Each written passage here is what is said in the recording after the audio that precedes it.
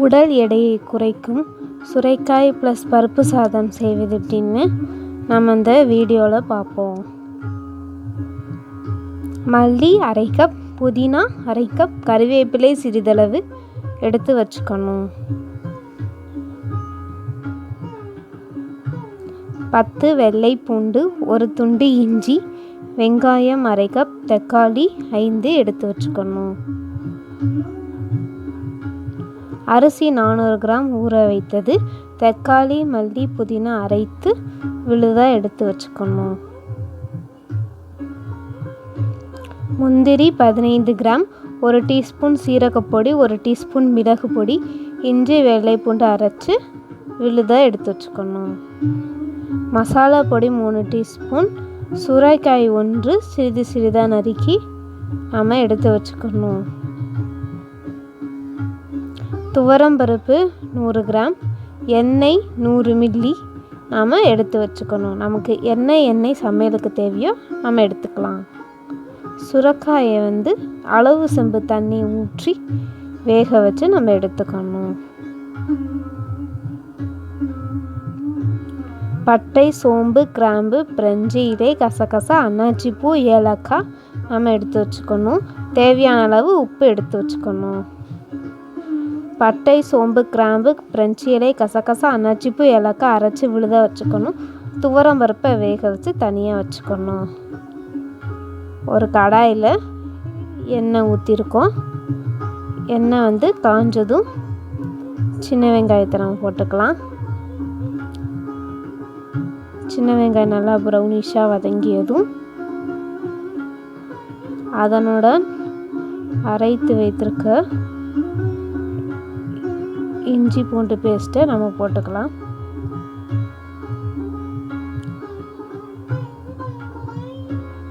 அதை நம்ம நல்லா வதக்கணும்.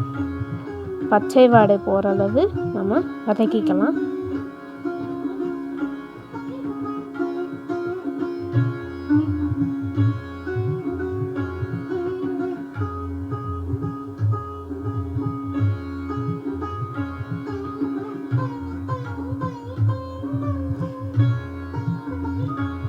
இஞ்சி நல்லா வதங்கியதும் நம்ம தக்காளி, புதினா, மல்லி அரைத்த விழுத சேர்த்துக்கணும்.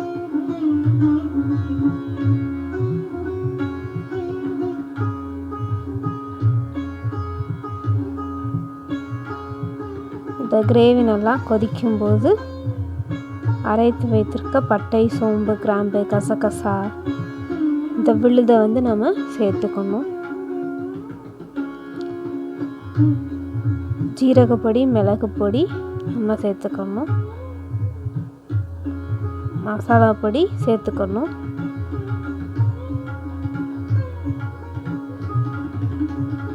தேவையான அளவு உப்பு நம்ம சேர்த்துக்கலாம்.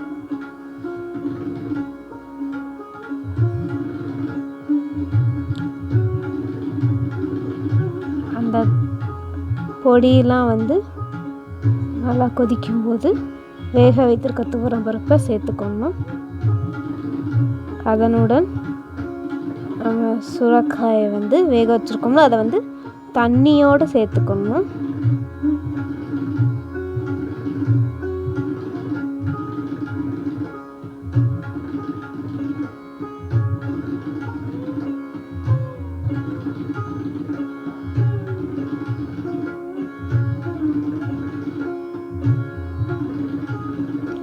அந்த கிரேவி நல்லா கொதிக்கும்போது அதனுடன் பருப்பு மத்தையை வச்சு நல்லா அதை அமுக்கி விடணும். இந்த மாதிரி நம்ம கடையும் போது அந்த பருப்பு, அந்த சுரைக்காயெல்லாம் நல்லா மிக்ஸ் ஆகும். குக்கரில் நம்ம ஊற வைத்த அரிசியை போட்டிருக்கோம். அதனுடன் இந்த கிரேவியை நம்ம ஊற்றிக்கலாம்.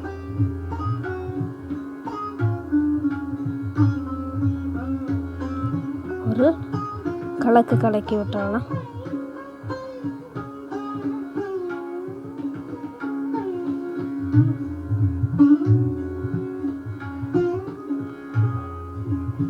குக்கரை மூடி போட்டு விசில் வச்சிடலாம்.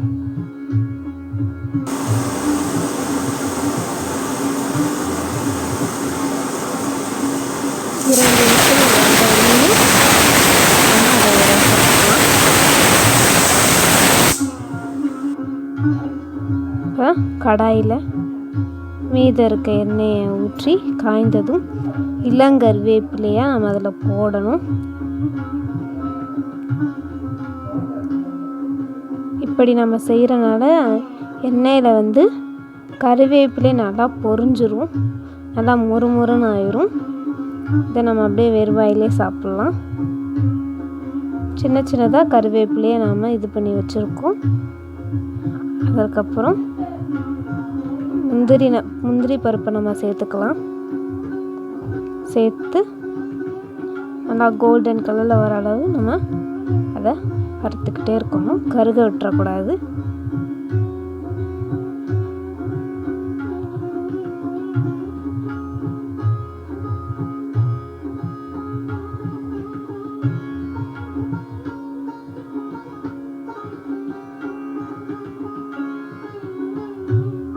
இப்போ விசில் இறங்கியிருக்கும், நம்ம குக்கரை திறந்துக்கலாம்.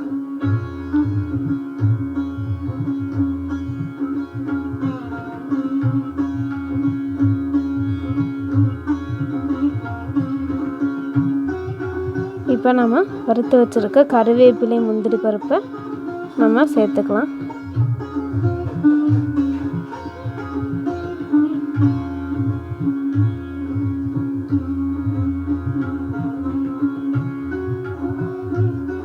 இதை நல்லா கிண்டி விடணும்.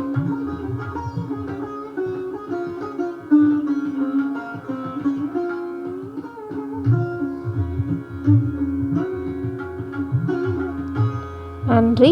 அன்புடன் இறைவனின் கருணை. Please subscribe our channel. Thank you.